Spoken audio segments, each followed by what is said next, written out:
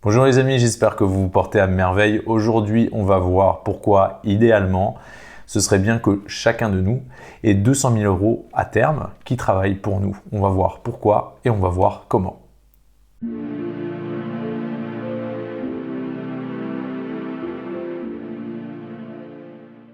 Les amis, bienvenue, je me réjouis de vous retrouver aujourd'hui pour un nouvel épisode. On va voir ensemble pourquoi, idéalement, ce serait bien que chacun d'entre nous ait 200 000 euros à terme qui travaillent pour nous. On va voir pourquoi et on va voir également comment y arriver. Avant de commencer, pour les nouveaux ici, pour ceux qui ne me connaissent pas, je m'appelle Mathieu, je suis entrepreneur. J'ai créé cette chaîne afin de partager avec vous les connaissances que j'ai pu acquérir au travers de mon parcours et les outils que j'utilise afin de développer mon indépendance financière, mais également les erreurs que j'ai pu faire afin de vous éviter de faire les mêmes, de vous faire gagner du temps. Si vous pensez que ce contenu peut aider quelqu'un autour de vous, n'hésitez pas à le partager avec cette personne. C'est comme ça qu'on pourra aider un maximum de monde. Sans plus tarder, on va voir pourquoi, idéalement, chacun d'entre nous aurait besoin d'avoir 200 000 euros à terme qui travaillent pour nous. On va voir pourquoi et on va voir comment. Première chose qu'il faut avoir à l'esprit, c'est que notre génération, et quand je dis notre génération, c'est vraiment au sens large. Je mets à part les baby boomers, donc la génération de mes parents, mais tous ceux qui sont venus après, c'est-à-dire ceux qui sont nés de la fin des années 60, années 70, années 80 comme moi, années 90 et même dans les années 2000, ça concerne tout le monde parce que par rapport aux baby boomers, il y a une grande différence dans notre vie, c'est que l'objectif principal pour les baby boomers, pour la retraite, pour les vieux jours, c'était d'avoir un toit au-dessus de la tête, d'avoir payé sa résidence principale. On s'en rend bien compte aujourd'hui, nous, on va avoir besoin d'autre chose. On va avoir besoin d'un toit au-dessus de notre tête, mais on va également sans doute avoir besoin d'un complément de retraite. C'est pour ça que je parlais d'avoir 200 000 euros à terme qui travaillent pour nous. Pourquoi 200 000 euros? Ce n'est pas un chiffre arbitraire. Tout simplement, je me suis dit que pour mettre du beurre dans les épinards à la retraite, si chacun d'entre nous a 10 000 euros par an en plus de sa retraite, en revenu complémentaire, eh ben, ça peut quand même aider pas mal. Et 10 000 euros, tout simplement, c'est 200 000 euros qui tournent à 5%. Donc si, à l'horizon de la retraite, on arrive à avoir ce capital qui tourne à 5%, et 5% c'est plutôt conservateur, c'est-à-dire qu'on pourrait envisager d'aller chercher plus de performance, mais plus de performance veut dire peut-être plus de risques, et à ce moment-là, dans notre vie, on va vouloir peut-être être un petit peu plus tranquille, moins de risques, et avoir quelque chose qui tourne tranquillement. Donc je me suis dit, 200 000 euros à 5%, ça fait 10 000 euros par an. On pourrait laisser ce capital travailler et récupérer chaque année 10 000 euros. Vous l'avez compris, on n'est pas tous à la même étape dans notre vie, on n'a pas tous le même âge. Donc on va voir ensemble, si on a la vingtaine, qu'est-ce qu'on peut faire, si on a la trentaine, qu'est-ce qu'on peut faire, et ainsi de suite. Et la mécanique qu'on va utiliser pour justement aller atteindre cet objectif de 200 000 euros à terme, pour un horizon retraite, c'est la mécanique des intérêts composés.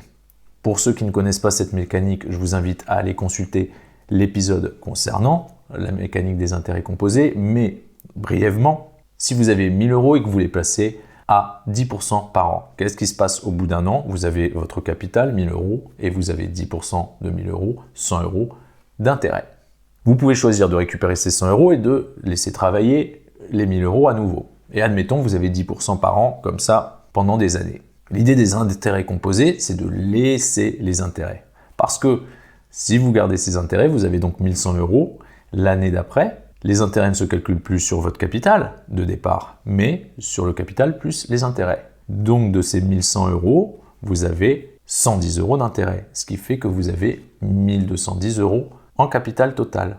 Et la troisième année, ça continue, et la quatrième année, ça continue, et ainsi de suite.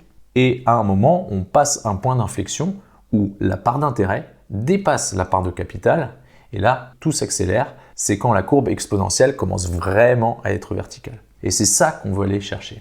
Ça va dépendre de plusieurs facteurs. Le premier facteur, ça va être le rendement qu'on va chercher, c'est-à-dire combien de pourcentage on fait par an, et la durée. J'ai eu une discussion il y a 2 semaines de cela avec ma nièce et ses amis qui ignorent totalement cette mécanique-là, qui sont dans leur vingtaine, et je leur disais, mais c'est le moment les filles, essayez de trouver 50 ou 100 euros à mettre de côté, à investir, parce que dans 20, 30 ou 40 ans, eh bien ces 100 euros vont faire vraiment beaucoup parce que le temps aura travaillé pour vous.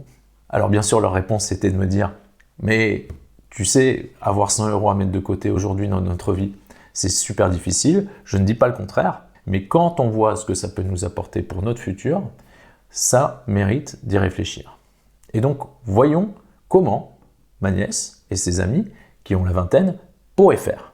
Donc pour cet exemple, j'ai pris le rendement moyen annualisé des actions sur les 70 dernières années, ajusté à l'inflation, qui est d'environ 7%. Donc voyons ce qui se passe si quelqu'un dans sa vingtaine se dit « je vais investir pour ma retraite et je vais commencer par 100 € par mois ». Au bout de combien d'années cette personne a-t-elle 200 000 €?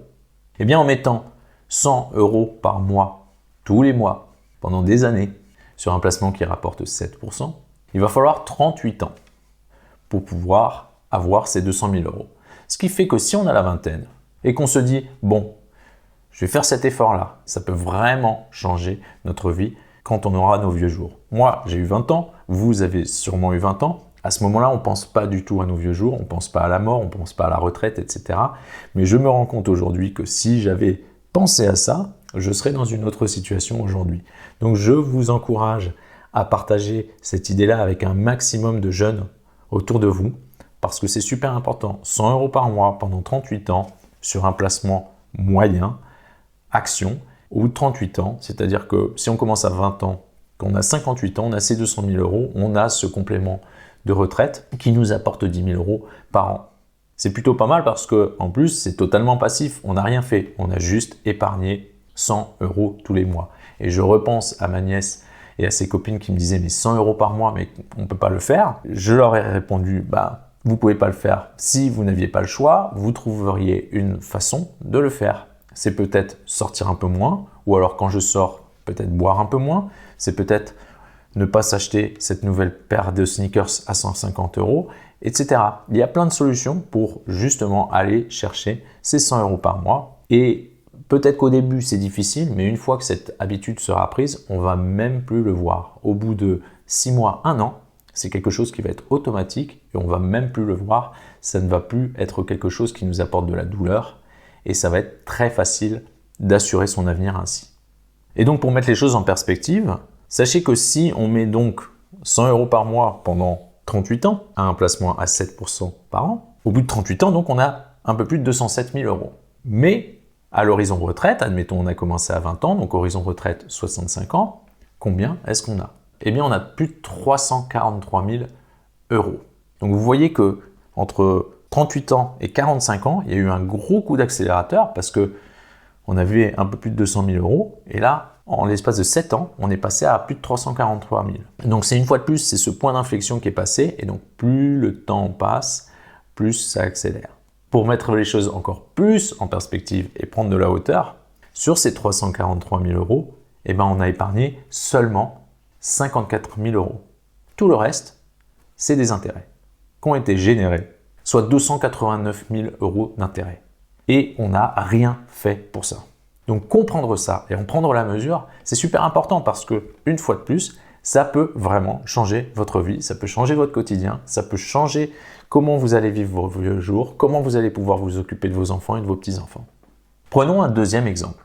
Maintenant, on va considérer, on va mettre 200 € par mois sur le même placement, 7%, et on va voir en combien de temps on arrive à ces 200 000 € qui sont notre objectif. Eh bien, à 200 € par mois, on va voir un petit peu plus de 209 000 € au bout de 29 ans. Donc, vous voyez déjà là, on a gagné 9 ans en doublant le capital. On a raccourci le délai et, encore une fois, pour donner de la perspective, on va voir à un horizon 45 ans, qu'est-ce qu'on aurait dans la poche? Eh bien, au bout de 45 ans, on aurait plus de 685 000 € dans la poche, en ayant épargné seulement 108 000 €. C'est-à-dire qu'une fois de plus, tout le reste, ce sont des intérêts, soit 577 000 €. Je me répète, si vous avez une nièce, un neveu, un enfant, le fils ou la fille d'un ami qui est dans sa vingtaine ou qui vient de fêter ses 18 ans, c'est le moment de lui faire prendre conscience de cette opportunité. Et donc voyons maintenant, troisième exemple, si on mettait 300 € par mois Eh bien, en combien de temps on atteint ces 200 000 euros? Eh bien, avec 300 euros par mois placés à 7% par an, on a un peu plus de 209 000 euros au bout de 24 ans. Donc, une fois de plus, l'écart s'est réduit. On est passé de 29 ans à 24 ans. C'est moins grand que l'écart entre 100 et 200 euros, mais on a quand même gagné du temps. Et pour prendre de la hauteur, encore une fois, au bout de 45 ans, combien aurait-on? Eh bien, on aurait plus d'1 million d'euros. On aurait épargné 162 000 euros et tout le reste, soit 866 000 euros, ce ne sont que des intérêts. Vous voulez être millionnaire? Vous avez 20 ans? Eh bien, voilà, trouvez un moyen de mettre 300 euros par mois de côté tous les mois sur un placement qui vous rapporte 7%. À 65 ans, vous êtes millionnaire. Donc maintenant que vous avez cette perspective, ok, 100 euros par mois, où est-ce que j'en suis? En combien de temps j'y arrive? 200 euros par mois, en combien de temps j'y arrive? 300 euros par mois, en combien de temps j'y arrive? On va prendre une illustration qui est peut-être un peu plus proche de la réalité, c'est-à-dire que bien sûr, dans la vingtaine, c'est peut-être pas évident de trouver 300 euros par mois à investir. 100 euros par mois, faisable. Et donc, j'ai pris l'hypothèse de se dire, ok, alors, pendant ma vingtaine, je mets 100 euros de côté tous les mois sur ce placement. À mes 30 ans, boum, je passe à 200 euros par mois parce que j'aurai sans doute un travail, j'aurai une meilleure rémunération, etc. À mes 40 ans, je passe à 300 euros par mois et à mes 50 ans jusqu'à ma retraite, je passe à 400 euros par mois, toujours avec cette idée de me dire j'avance dans la vie, j'ai de meilleures rémunérations et donc je peux me permettre à chaque dizaine d'années de rajouter 100 euros par mois pour mon avenir, pour mon futur. Et bien avec un modèle comme celui-ci, on va voir un peu plus de 215 000 euros au bout de 32 ans. Et à terme, au bout de 45 ans, une fois de plus pour prendre de la perspective, on va voir 614 000 euros en ayant économisé seulement 144 000 euros, ce qui fait 470 000 euros d'intérêts. Je me répète, ces intérêts, on n'a rien fait. On a juste épargné tous les mois l'argent qu'on a prévu pour atteindre notre objectif. Donc vous vous dites peut-être « Ah, mais si j'avais su ça à 20 ans, mais bien sûr je le fais. » Malheureusement, on n'a pas de machine pour retourner dans le temps. C'est bien dommage. Et vous vous dites peut-être « Ah, mais j'ai 30 ans ou j'ai 40 ans. C'est trop tard. » Non, c'est pas trop tard. Parce que si vous avez 30 ans, vous pouvez considérer mettre 200 euros par mois de côté, investir 7% par an. Et comme on l'a vu, à 200 euros par mois, vous aurez un peu plus de 200 000 euros au bout de 29 ans. C'est-à-dire que vous aurez 59 ans, vous êtes avant la retraite, vous pouvez même prendre une retraite anticipée si vous voulez. Et de la même façon, vous avez 40 ans, tout n'est pas perdu. Si vous avez 40 ans, avec 300 euros par mois, vous allez avoir 209 000 euros au bout de 24 ans. Donc à 64 ans, juste avant la retraite, vous êtes encore bon. Alors vous vous dites, bon, j'ai 50 ans passés, c'est cuit. Alors là, c'est pas cuit, mais il va falloir faire un plus gros effort. Pourquoi? Parce que comme on l'a vu, une courbe exponentielle, elle a un point d'inflexion. C'est le moment où elle passe d'une ligne plutôt horizontale à une ligne plutôt verticale. Pour arriver à ce point d'inflexion, on a besoin de temps. Et donc, si on a 50 ans passés, on ne va pas pouvoir arriver à ce point d'inflexion où tout s'accélère. Donc, qu'est-ce qu'il va falloir faire pour pouvoir quand même atteindre notre objectif? Il va falloir mettre plus d'argent. Et combien vous allez me dire? Il va falloir mettre 700 euros par mois. Au bout de 15 ans, vous aurez 211 000 euros.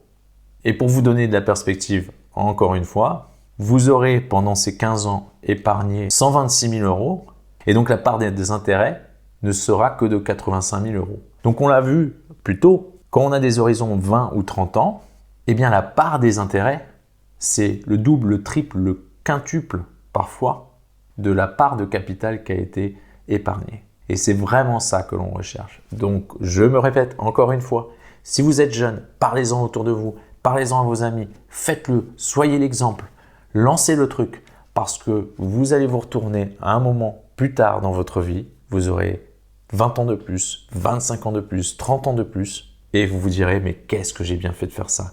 Et il y a des amis qui vont venir vers vous et vous dire mais merci de m'avoir donné ce conseil. Donc je vous en prie vraiment, pour ceux qui prennent le temps de voir cette vidéo, partagez-la avec un maximum de monde que ça peut aider, avec tous les jeunes que vous connaissez. Peut-être que vous vous dites, bon, c'est un peu plus difficile pour moi, c'est un peu trop tard.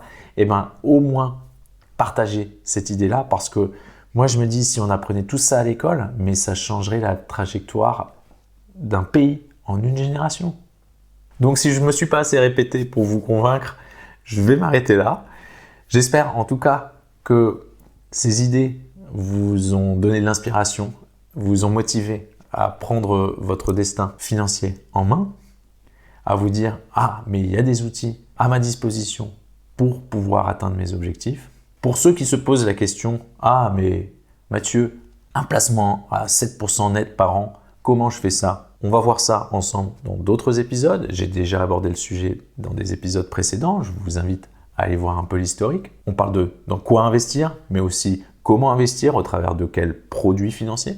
Mais je vais y revenir, soyez patients. Et donc j'espère que vous avez appris quelque chose et que vous allez partager cette bonne parole tel un apôtre de l'indépendance financière. J'espère en tout cas que cet épisode vous a plu. Je vous remercie pour votre attention. Si vous voulez mettre un plus grand sourire, vous pouvez mettre un petit like naturellement.